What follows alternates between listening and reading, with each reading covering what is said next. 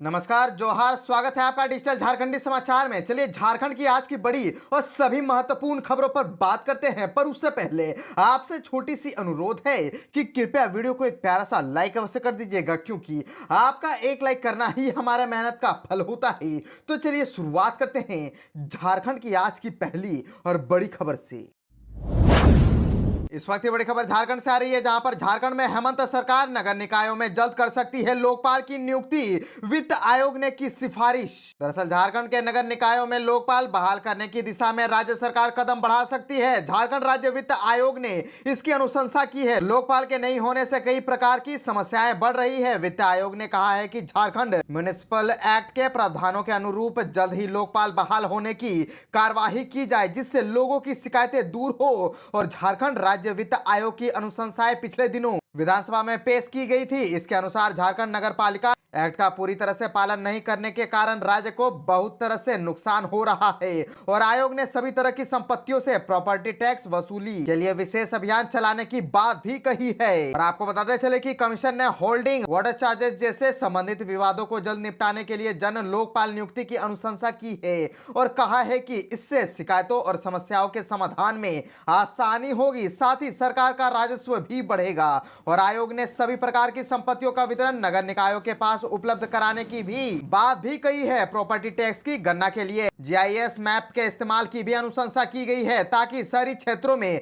सभी होल्डिंग को एक ही छतरी के नीचे लाया जा सके।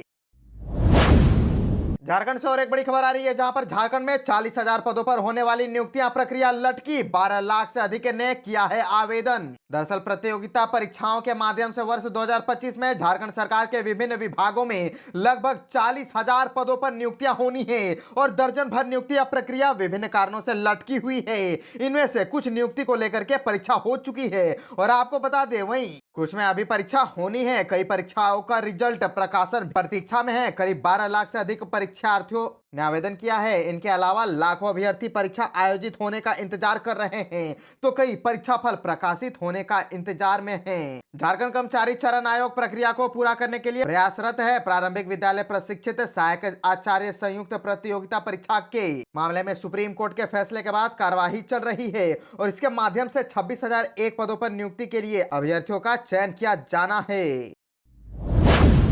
झारखंड के 85 लाख राशन कार्ड धारियों को बहुत बड़ी राहत। ई-केवाईसी कराने की तारीख में और बढ़ोतरी कर दी गई है। केंद्र ने जारी की कड़ी चेतावनी। दरअसल झारखंड के लगभग 85 लाख राशन कार्ड धारियों को राहत मिल गई है। केंद्र सरकार ने ई-केवाईसी कराने की अवधि को 30 अप्रैल तक बढ़ा दिया है। पहले इसकी अवधि 31 मार्च की अंतिम तिथि निर्धारित की गई थी। खाद्य आपूर्ति मंत्रालय के संयुक्त सचिव जय पाटिल ने सभी राज्यों को पत्र जारी कर इस अवधि में 100% ई-केवाईसी का काम पूरा करने का निर्देश दिया है। उन्होंने कहा कि 100% ई-केवाईसी नहीं कराने वाले राज्यों की सब्सिडी होल्ड पर रखी जाएगी। और जया पाटिल ने यह भी चेतावनी दी है कि ई-केवाईसी का काम पूरा नहीं कराने वाले राज्यों के अनाज आवंटन में भी कटौती की जाएगी। दरअसल केंद्र सरकार ने अनाज वितरण में पारदर्शिता और डुप्लीकेसी रोकने के लिए सभी राशन कार्ड धारी सदस्य की ई-केवाईसी को अनिवार्य किया है। झारखंड में अब तक लगभग 70% लाभुक का ई-केवाईसी करा लिया गया है। यहाँ ई पोस्ट मशीन के 2G होने और नेटवर्क की ससमय उपलब्धता नहीं होने के कारण एक परिवार को ई-केवाईसी कराने में कई घंटा तक खड़ा रहना पड़ रहा है। सीएम हेमंत सोरेन से मिले कांग्रेस प्रभारी के राजू। झारखंड पॉलिटिक्स और विकास योजनाओं पर हुआ विमर्श। दरअसल झारखंड के कांग्रेस प्रभारी के राजू मुख्यमंत्री हेमंत सोरेन से मुख्यमंत्री आवासीय कार्यालय में मुलाकात की, और इस दौरान उन्होंने झारखंड में चल रही विभिन्न विकास योजनाओं, जनहित से जुड़े मुद्दों एवं वर्तमान राजनीतिक परिदृश्य के मद्देनजर प्रासंगिक विषयों पर चर्चा विमर्श किया गया। और इस मौके पर प्रदेश कांग्रेस अध्यक्ष केशव महतो कमलेश और कांग्रेस विधायक दल के नेता प्रदीप यादव मौजूद थे। पिछले दिनों संगठन सृजन 2025 अभियान के तहत मंथन के चौथे दिन उन्होंने विभिन्न नागरिक संगठनों के प्रतिनिधियों के साथ बैठक की थी। झारखंड कांग्रेस प्रभारी के राजू ने संगठन सृजन 2025 अभियान के तहत मंथन कार्यक्रम में कहा कि जनता के मुद्दों पर कांग्रेस का हमेशा फोकस रहता है। उन्होंने झारखंड आने के बाद महसूस किया कि हर जिले में विस्थापन, जमीन और पलायन की समस्या है। पुनर्वास संबंधी कानून 2013 में कांग्रेस द्वारा लाया गया था। झारखंड में कांग्रेस को इन समस्याओं के समाधान की दिशा में पहल करनी होगी। अगर जनता की समस्याओं का समाधान नहीं होता है, तो किस आधार पर वे जनता के समक्ष जाकर के अपने पक्ष में मतदान करने के लिए कहेंगे। और के राजू ने मंथन कार्यक्रम में कहा था कि जन मुद्दों पर हर माह प्रदेश कांग्रेस बैठक आयोजित कर समस्याओं और मुद्दों पर चर्चा कर उसका निदान कराने की पहल करे। जन मुद्दों के समाधान के लिए किस तरह मैकेनिज्म तैयार करना है यह उन्हें अच्छी तरह मालूम है। प्रदेश कांग्रेस का प्रदर्शन इससे आका जाएगा कि कितनी समस्याओं को चिन्हित कर उसका समाधान किया गया और झारखंड में कांग्रेस गठबंधन सरकार में है।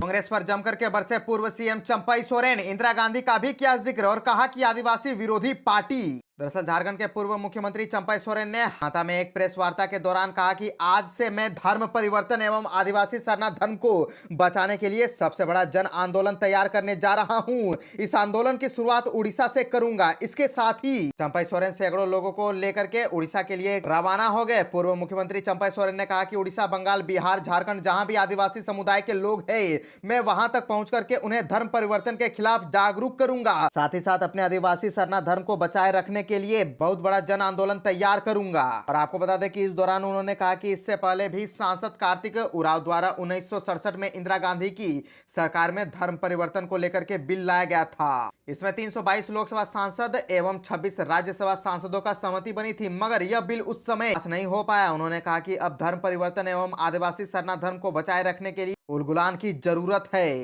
चंपई सोरेन ने कहा कि 1967 में आदिवासी नेता बाबा कार्तिक उरांव ने संसद में डीलिस्टिंग प्रस्ताव पेश किया था, जिसमें उन्होंने धर्म बदल चुके लोगों को आरक्षण से बाहर करने की बात कही थी। उनके प्रस्ताव को तत्कालीन केंद्र सरकार द्वारा संसदीय समिति को भेज दिया गया।